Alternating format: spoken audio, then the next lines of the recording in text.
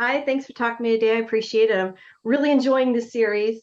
So can you start by telling me kind of how you got involved and why was this part of history important to you to tell? Well, Erwin and I have been friends and colleagues for a long time, and projects have circled. And Francis Lawrence, another close friend and our fellow executive producer, had read a piece about Catherine 10 years ago, I think it was. And it was interesting, and it was really specifically about Catherine, Diane, and Henry, this unusual love triangle. And it was in the air, and then it went away, and then this book became available again. And the nature of the business had changed, because it really is a story you want to tell in an extended format. And suddenly the television business had gotten to where it was. And Francis and Erwin, said, hey, it's available again. What do you think? Have a read. And I did. And I immediately saw this, I thought, sort of singular, a possibility of telling a singular story, a particular tone, a particular voice, and a one that was apt for our time. Erwin, anything to add to that? No, that's how it came to be. The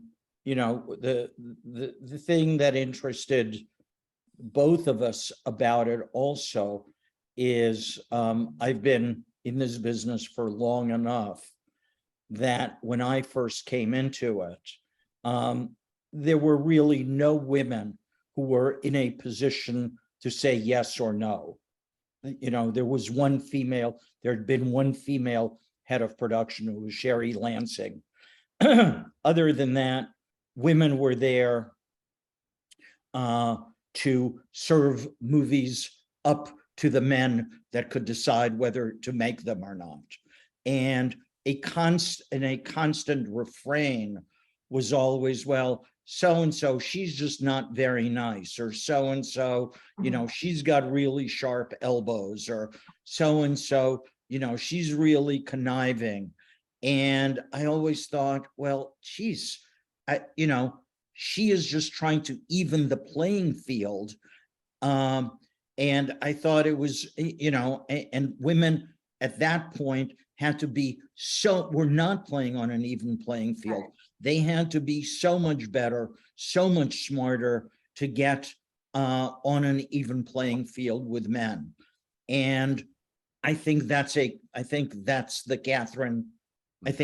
Catherine story. Yeah, I was going to say that makes a good story. So what was the hardest part, though, about bringing it from the book to the screen? Well, in terms of adaptation, the tone to me came very quickly. The book is a brilliant history. It's very different from the show, but I thought she had a great subtle way of pointing at these details, real life details, that were utterly absurd. I mean, there's a scene in the show where some of the kids throw a piece of furniture out the window at each other in a game, and that really happened, and they occasionally killed each other. So the tone came to me very quickly.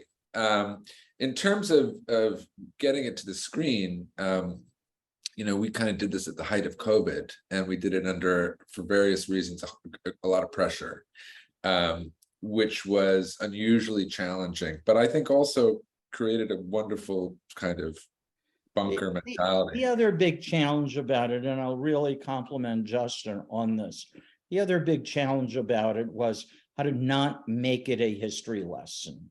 Yeah. And people talk about making these shows to feel contemporary, which is a really hard thing to do because there is a certain expectation of a certain level of classicism. Right.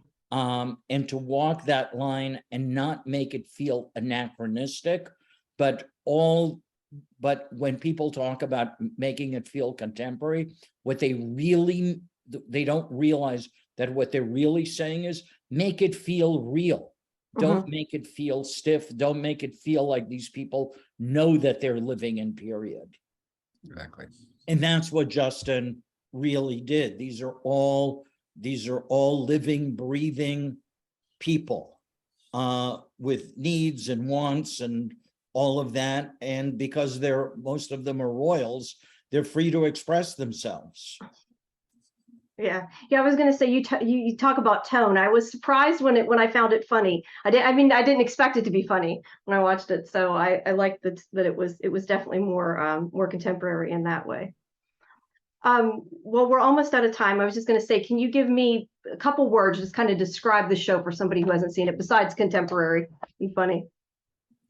I would say that it's about, I mean, it's absurd and it's dark, right? The Yeah. absurdity comes out of the darkness. The absurdity comes out of the whimsical nature of this world, right? A world where And what I would say is it's Succession in the Renaissance, except the knives and the poison are real.